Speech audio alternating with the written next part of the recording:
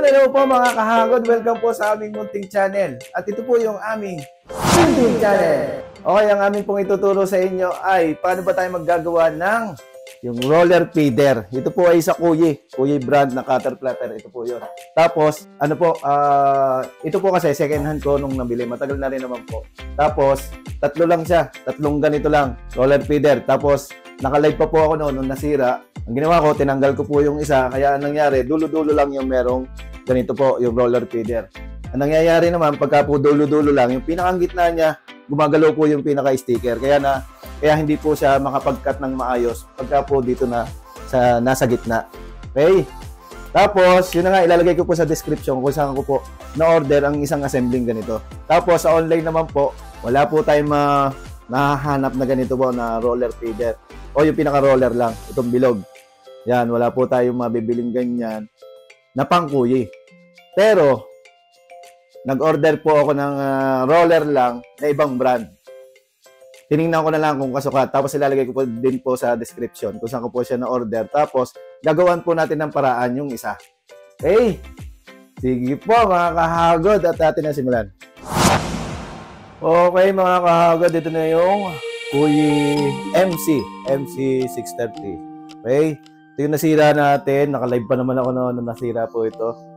Nakita ko lang ito. Pero dati nung nabili ko naman to, sira na naman talaga to. Tapos nilagyan ko lang ng tawag dito. Ito, nilagyan ko lang ng pandikit. Susubukan ko po yung yung pang Roland kasi meron nagbebenta ng pang Roland.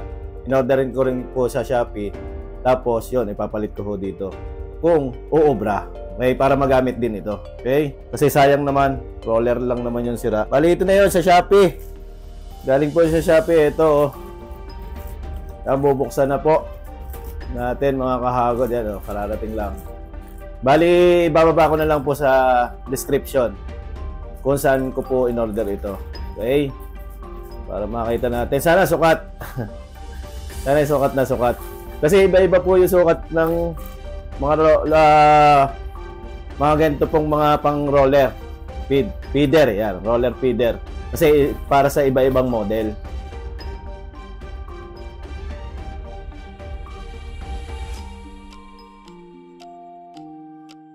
Medyo pangit yung kanilang pagkaka, Yun, okay naman. Sana. Okay, sana. Heto na. Makikita natin mga kahagad. Galing Shopee. Okay. Yun, okay yung roller. Maganda yung roller. Ito. Tapos, okay naman. Okay naman, parehas sila. Check natin. Op. Okay, parehas. Model number. Magkaiba ng model number. Ayan, Pero okay lang kasi magkasukat naman. Kaya magkasukat. Kaya susubukan po natin mga kahagod. Kasi yun. Oo nga, ito nga. Okay, sana sukat naman dito sa ating Kuyi. Mukha naman walang problema. Ayun, walang problema. Okay, madali lang naman po itong ilagay. Pakita ko na dito po sa likod. Madali lang. Kasi inaano ko na to dati pa. Dati ko na kasi sanang papalitan. Hindi natuloy kasi tinaga ko lang po yung isa. Kailangan natin ng screw. Isa lang naman po yung tatanggalin natin. Ito lang po isang ito. Tapos isog-isog natin po itong isa para ito na rin yung nasa dulo. Tapos dito po makakita kayo dito ng pasukan. Ito po yan sa may pinakadulo. Okay. Okay, mga kahagod dyan, kita-kita nyo ha. Medyo masikip. Yun. Okay na. Pero medyo masikip talaga. Anuhin ko ng konti. Kasi masikip. Ito, paanohan ko ng konti. Padaanan ko ng konting liha. Yan, kita naman kung alin yung tumatama ito. Pero sa tingin ko na magiging maayos. No? Okay? Lihahin ko lang ng konti ito. Kasi virgin pa. Okay, mga kakagod ito, padaanan ko lang ng konti. Dumi pa naman ang aking ano. Konti lang naman, padaanan lang natin ng konti. Kasi ito po yung sumasahid dito, yung parang pintura niya. Pero mahalaga naman dito mga kahagod, yung yung pagkakaipit nung sticker. Mamaya susubukan natin. Mamakasabla. Di ako lang din. Mamakasabla ng konti. Okay.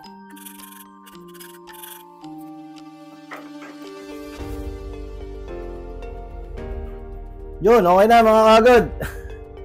Yan ha, pakita ko sa inyo ha. Oh. Yan ha. Ito yung isa oh.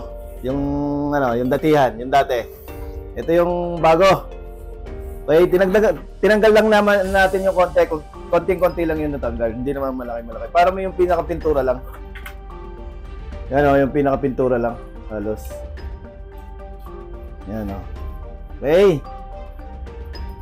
Yan oh. Medyo madumi nga lang yung nagamit ko. Okay, sige, subukan natin. Tapos, lagay muna natin yung para hindi na natin babalik rin. Balik po natin yung ating ito, yung pinaka-lock. Ito po yung pinaka-lock niya. Yan, okay. Tapos, subukan muna natin. Check natin ha. Yan, okay. Tingnan natin kung magkano siya doon sa ating roller. Subukan natin, tingnan natin doon sa harapan. Okay mga kahagod, ito na, nakakabit. Palagi ninyong, ayan makikita naman, palaging nandyan. Kaya nasisira minsan, kasi nandito, halimbawa dito nyo inalagay, kayo magkakat, nandyan. Kaya nasisira po yan. Pero, nabili ko nga po ito nang sira na po talaga yon. Ginawa ko lang ng paraan. Okay? Second hand lang po ito, hindi ko lang nabilhan kaagad. Eh, subukan po natin kahit yung papel, subukan po natin kung magano siya. Kung okay. Yan, mukha namang okay yan, oh. Subukan po natin. Yun. Makakagod yan, oh. Okay. Mukhang effective, makakagod. Okay mga kahagod, ito yung Shopee para dito. In order para dito sa roller. Pero hindi ko sure kasi hindi siya pang kuyi. Okay, wala kasi nabibili na kuyi na na roller. Sinubukan ko lang para lang magamit tong Hop, check natin. Uy. Mukhang okay ah. Mukhang sukat. Ay, hindi, maliit. Wait lang ha. Hindi naman mahalaga yung yung diameter masyadong masyadong maliit. Pero yung kung magkakasya siya. Okay. Yan oh. Kasi ang pinakamahalaga dito yung shafting ito oh. Yan yung shafting na yan. Tatanggalin po yan kasi meron pa yung lock. Ito po yung lock niya. Okay mga kaagad, wala akong maisip na na pangkalas ditong yan yung pinaka-shaft locking. Yung lock. Wala akong maisip na pangtanggal kaya ito na lang gagamitin ko. Yan, gagarayin ko lang to. Itong lagaring bakal. Okay. Ito po. Okay mga kahagod, kailangan kompleto tayo sa gear natin.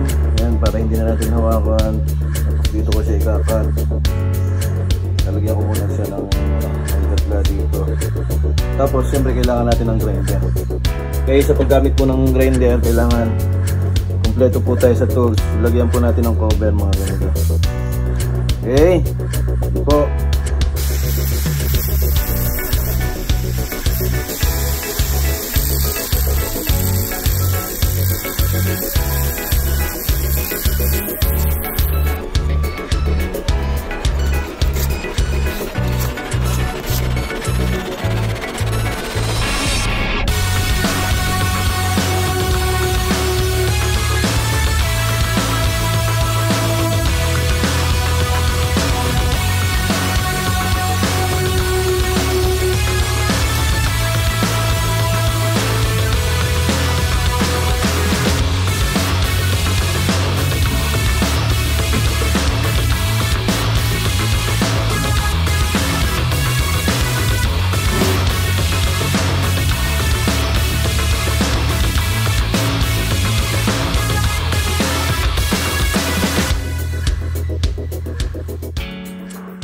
Yan, okay na mga kahagod. Naibalik na po yung ano, yung dito, circuit black. Okay na. Tapos ito yung ating pinagpalitan. Yan, ito yung pinagpalitan. Dinalagyan ko lang dati itong ng rug key. Yan. Tapos siya, sukat naman. At yan, hinigit naman siya. Yan, hinigit naman. Okay, sige po, kabit na po natin. Ay mga kahagad, tanggalin ko po ulit ito para po mailagay yung isa. Kahagad lang sa likod kasi madali lang naman ilagay ito.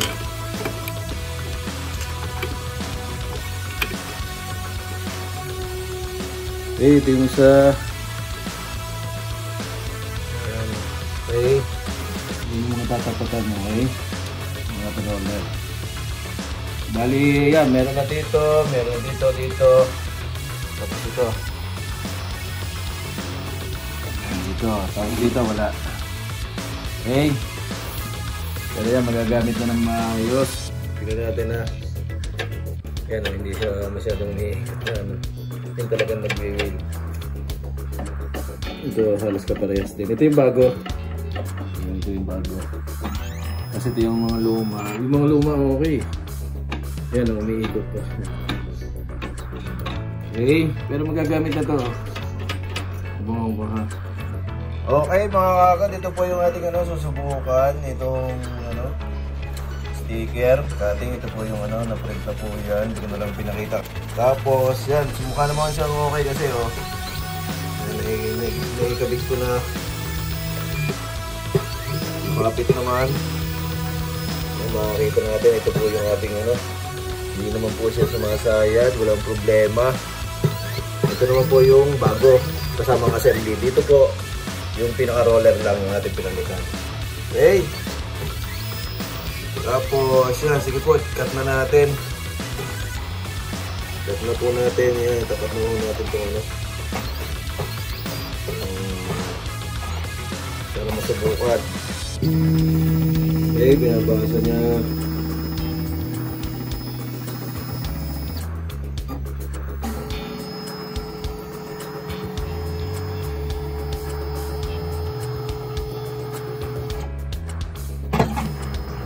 Yun, okay naman. Pagkakasan niya, yung pagkakat niya, okay naman. Kasi itong roller, sinusubukan po natin yung roller. Pero mukha namang walang problema mga kahagod. Yung isa,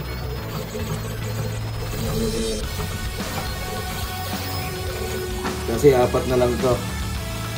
Nung nabili ko to, 3. Kaya 4 na lang. Iniisip ko dapat kasi sa mismong sentro nito. Okay. Okay, maayos naman mga kahagod. Okay naman. Ito ko na lang mamaya yung pagkakakat. Okay, natapos na mga kahagod. Okay na. Tingnan natin. Okay naman, wala naman naging okay naman mga kahagod. Yan, maganda na. Okay na. Okay, sige po.